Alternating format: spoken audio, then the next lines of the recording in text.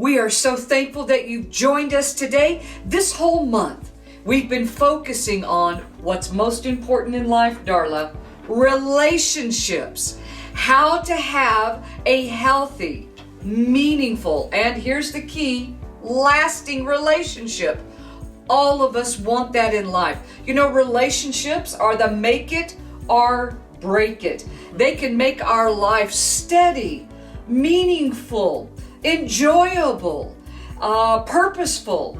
But when our relationships suffer, we suffer. When our relationships are broken or are filled with conflict or discord or communication issues, you know, it just doesn't feel that good on the inside. That's right. And our desire for you is that you are living your best life. You're really living the life that our Creator designed you and I to live. And so today we're going to focus on how to have that kind of relationship with God. It's so important that we settle and address everyone's spiritual issues. You know, we all have that need, whatever way you define that, but it must be addressed. It is a significant part of ourselves. When you look at humanity, humans are mental, emotional, physical, and spiritual. That's right. And so today we're going to share with you our understanding of how to have a strong spiritual connection with God, how to have a fresh, moving forward, beautiful relationship with God that keeps us centered in ourselves, centered in our relationships with our family, and it affects every part of our lives, our jobs, our friendships, our ability to create, our ability to live the life that all of us want to live.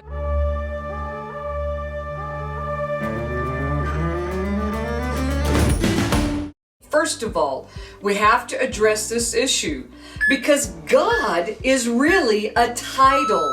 God is not the real name. That's right. It's like with myself. When people call me Yana, I know that they're my friend or want to be my friend. Absolutely. But when they call me doctor, it's so formal. That's my title. Yeah. And I prefer to have relationship, first name basis. And so we have to understand that God is a title. So we have to know the name of the God that we call upon for us. And we hope that you're able to know the name of the God that you call upon. But we want to talk today about our God. Right. And his name, he has a number of names, but one name that he's known by is Adonai in our world, our Jewish world. Adonai. Adonai is a very personal name. It has the I put that because that's what it looks like in Hebrew, an I at the end. And when in Hebrew, you have that yod or the I at the end of a word, it means personal, possessive. Adon is the word for Lord, but Adonai means the one who's in me, the one that I love so much and feel so loved by that they're a part of me. And so we believe that he is the God who is above all gods, that he is the creator who is so in love with us. Yes. And so to know his name, to know that this God, Adonai, is all present, that means always with us, always wanting to be a part of everything that we're doing, not with a judging eye, not with a scowl on his face. You know, I like to say this, he's not this old man sitting up there with these thunder things that he's going to throw down in judgment on us. That is not Adonai. Right. Adonai is like the perfect idea of a perfect father. Loving, nurturing, kind, wanting to be a part of our lives, but not in a controlling sense. Yeah. So when you know which God that, and you know his name, then you can begin a relationship. You know, it's like this in our relationships with each other. When you meet someone, I introduce myself, but I use my name. I don't just say I'm doctor. Right. I say I'm Dr. Yana. And as the relationship proceeds forward, then they drop the doctor and it's just Yana. This is someone that I know that I can build a relationship with. So when we progress forward in our relationship with God, we may start with Adonai, but he has many, many more names. There's the name of El Shaddai, the nurturing God, the one who takes you like a mother does to her breast and feeds you and nourishes you and provides for you and comforts you and guards you and holds you on their heart and sings songs that calm us down when we're in the midst of conflict and difficulty. So good. And there are many other names for the God that we call on, the Creator Adonai. It's important to know his name. I love what you've said about his name. And one of the things that, Yana, that we understand is he has many names. That's right. That he goes by. And that name shows his characteristic of how he is in that particular situation. And I think one of the things that we need to understand in this season that all of us are in, or that you are finding yourself in, is that he has a nature beyond what we've been taught in traditional religion. That's so true, because a lot of people just believe what others have told them, and they don't really feel confident or loved. So they don't develop their own relationship. And a lot of people are coming from a background that you've not had a good role in your family. And so an understanding of love, and then you're trying to understand this God or Adonai from a background that perhaps love wasn't part of your traditional upbringing. And so I think one of the things that I feel is very important in understanding a role of Adonai in our life is this: that we go beyond where we're at in allowing him to be a part of our life. And so if our understanding is love really wasn't there, that we get beyond that particular understanding and bring him into a part of our life that you're able to at this particular time, or beyond your traditional teachings, perhaps in a religious setting. Because I believe in a lot of traditional settings, we have kept Adonai in a box. That's right. And it's time for us to add to our understanding, our traditional understanding, and get outside of the box that this is who he is. Because truly, he can be all things to all people if we will get outside of that box and realize this. One of the things that I have seen so prevalent in the 21st century is this: many people carry a lot of gifts, and inside of a traditional setting, the gift isn't allowed to be explored. It's not allowed to be unwrapped. It's not allowed to be exposed and used in a way that that particular person who's carrying that gift has, they are not allowed to express it in the way that they would like to. And this season, in this era, in this time, we must begin to allow the gifts that we carry to be unwrapped and then utilized in a way that is appropriate in whatever particular setting you're in or whatever particular community you're in. And then we mature in the operation of that gift. And so Yahweh is the same. He, inside of a particular traditional setting, has been allowed to be utilized a certain way. But in this day and in this era, we must understand he carries many characteristics that are unfolding, that are being unwrapped, that are being exposed. And I love that in this season, that we can go beyond our understanding of what he has been for someone else or inside of a particular setting, and let him be who he really is in your life.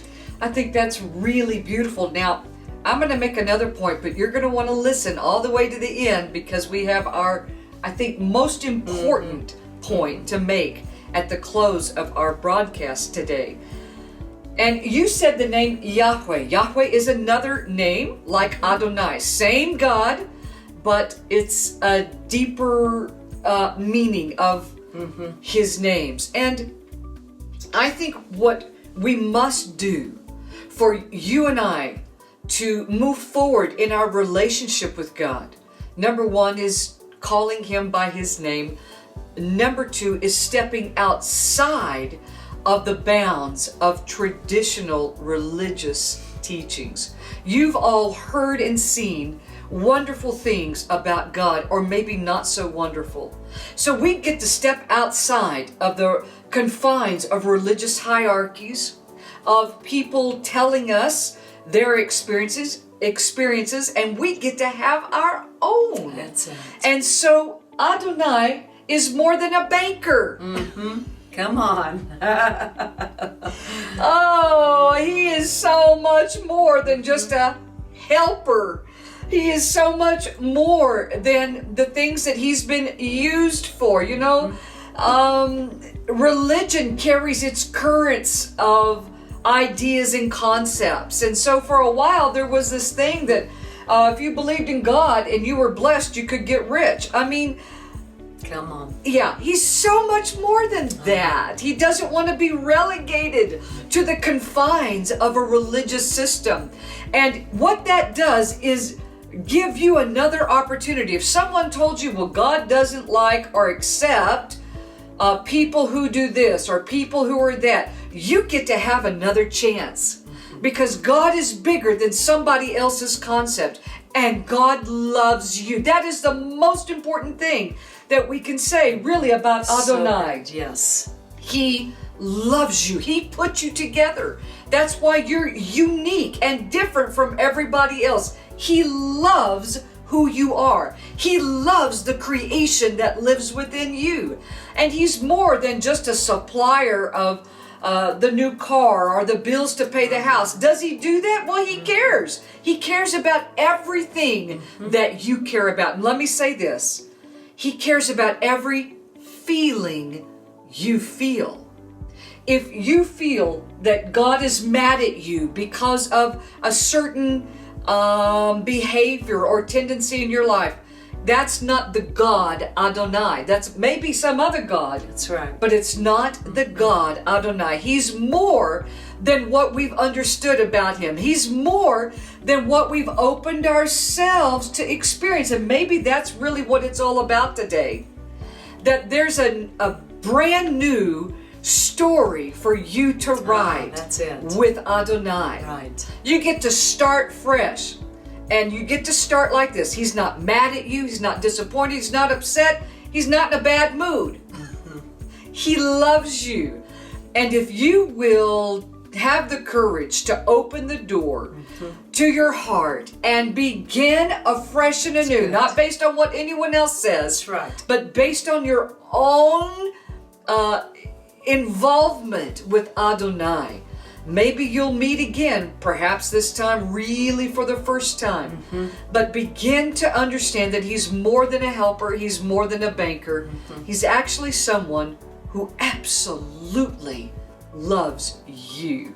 That is so good. And I think we need to understand as well that in these days, especially with so many things being regulated and shut down and closed off to us, that you can have a personal relationship with Adonai outside of traditional ways, meaning you do not have to go to a church or to a religious setting to have a role with him. That's right. All you have to do is make some time in your life, carve out some time in your life in which you sit and begin to develop the relationship with Him to look like what it should look like according to your life, and understand that He loves you. And so maybe you just get some quiet time with Him, and you sit there and you meditate on the word love and what that looks like in a relationship between you and your Maker, between you and Adonai. And so, Dar, let's do this. You see, there's a good example right there. Your name is Darla, but because I'm your sister, I can call you by the name I've called you for many years, Dar. It's because of the depth of relationship. And that's what Adonai wants with you. Okay, our biggest point, our most important point, is for you to understand Adonai's role in your life. We understand it in many ways. But this is the bottom line. He just wants to know you. Amen. He wants to be a part of your life. He wants to not only help you, but He wants to affirm who you are. He wants to affirm what you're doing. He wants to enhance every part of your life. He wants to be there to support you, to encourage you, to be a combination of the perfect mother, the perfect father, and the perfect friend all at one time. That's right. I mean, just think about this, the kind of love that Adonai carries for us, and here it is, He just wants to be a part of our lives. That's right. And you and I get to decide at what depth, at what degree He is a part of our lives. So good. And so if you're open, if you'll open your heart and just say, I want to do this again, and for Adonai, this to be yours in my experience instead of a religious explanation of what you're like, that I just want to offer you my hand and just say, I'd like to meet you and start anew. And you develop that relationship. What you're going to find is a God who's so much more than, He's so much more than what religion has taught us. And most of all, He's not in a bad mood. So here's the thing. If we believe that God lives in this realm of heaven and can intersect earth and is a part of earth all the time and a part of heaven all the time, here's a question that I think is important to ask. In heaven, is there sadness? No. Is there anger? No. Is there ever a feeling of disappointment?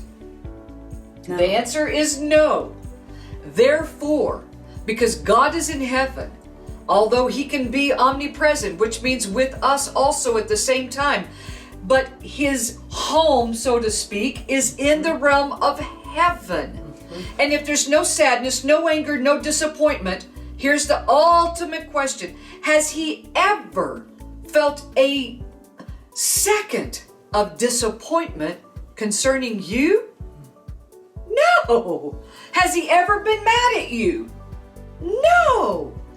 He adores you. When He looks at you, as a matter of fact, there's an ancient writing that says that He dances with joy. And right now, I promise you, Adonai, tears on His face, is so excited about having a better relationship with you that's developed between the two of you so that He can be a part of your life.